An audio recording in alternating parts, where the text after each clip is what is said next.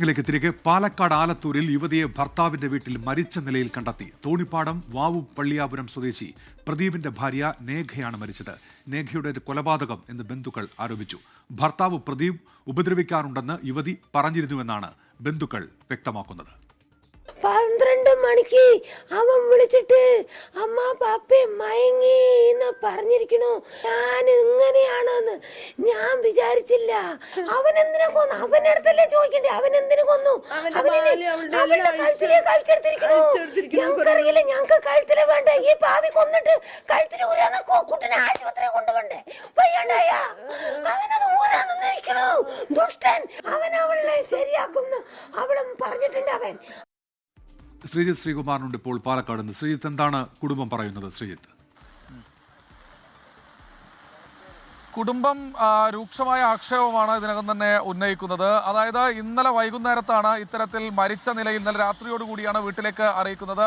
ഈ പെൺകുട്ടി പെൺകുട്ടിക്ക് വീണ് കിടക്കുന്നു, അബോധ അവസ്ഥയിൽ കിടക്കുന്നു എന്ന് ഭർത്താവും വീട്ടുകാരും തന്നെയാണ് വിളിച്ച് ഈ ബന്ധുക്കളെ വിവരം അറിയിക്കുന്നത്. ആ സമയത്ത് ബന്ധുക്കൾ അവിടെ എത്തുമ്പോഴേക്കും ആശുപത്രിയിൽ നിന്ന് ഈ യുവാവിനെ, ഭർത്താവായ പ്രദീപിനെ അറസ്റ്റ് ചെയ്ത് പോലീസ്, അതായത് കസ്റ്റഡിയിലെടുത്ത് പോലീസ് കൊണ്ടുപോയിട്ടുണ്ടായിരുന്നു.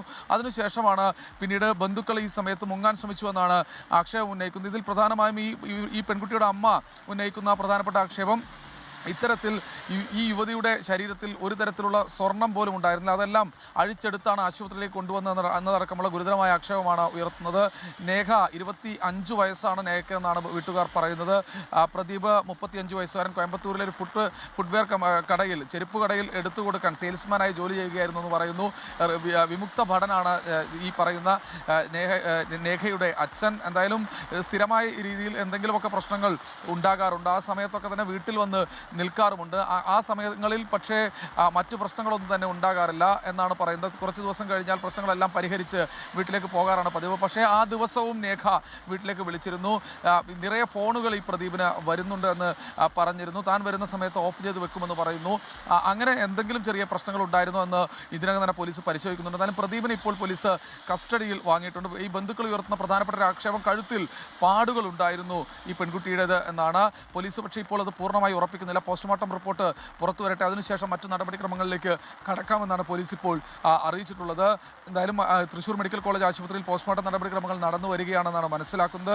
പ്രദീപ് ഇപ്പോഴും പോലീസ് കസ്റ്റഡിയിലാണുള്ളത്. കൊലപാതകമെന്നാണെന്ന് ബന്ധുക്കൾ ഊന്നി പറയുന്നുണ്ട്. കൊലപാതകമായിരിക്കും. ഈ പെൺകുട്ടി, ഈ നേഘ ഒരിക്കലും അത്തരത്തിൽ ആത്മഹത്യ ചെയ്യില്ല എന്നാണ് പറയുന്നത്. എന്തായാലും 1 മണിക്കൂറിന് ശേഷം മറ്റു തുടർ നടപടികളിലേക്ക് കടക്കാം. പോലീസ് പോസ്റ്റ്മോർട്ടത്തിന്റെ പ്രാഥമിക റിപ്പോർട്ടിനെ ആശ്രയിച്ചായിരിക്കും മറ്റു നടപടിക്രമങ്ങളെന്നാണ് ആലത്തൂർ CI ഉണ്ണികൃഷ്ണൻ അല്പസമയം മുൻപ് അദ്ദേഹവുമായി നമ്മൾ സംസാരിച്ചിരുന്നു. അദ്ദേഹം പറയുന്നത് മറ്റു നടപടിക്രമങ്ങളൊക്കെ അതിനുശേഷം മാത്രമായിരിക്കും എന്നാണ്. ഈ പ്രദീപ് ഇപ്പോഴും കസ്റ്റഡിയിലാണുള്ളത്. ശരീരത്തിൽ മറ്റ് മർദ്ദിച്ച പാടുകൾ നിലവിലില്ല എന്നാണ് പോലീസിന്റെ പ്രാഥമിക ഇൻക്വസ്റ്റിൽ ബോധ്യപ്പെട്ടിരിക്കുന്നത്. എന്തായാലും മൃതദേഹം അല്പസമയത്തിനകം തന്നെ പോസ്റ്റ്മോർട്ടത്തിന് ശേഷം ബന്ധുക്കൾക്ക് വിട്ടുകൊടുക്കും.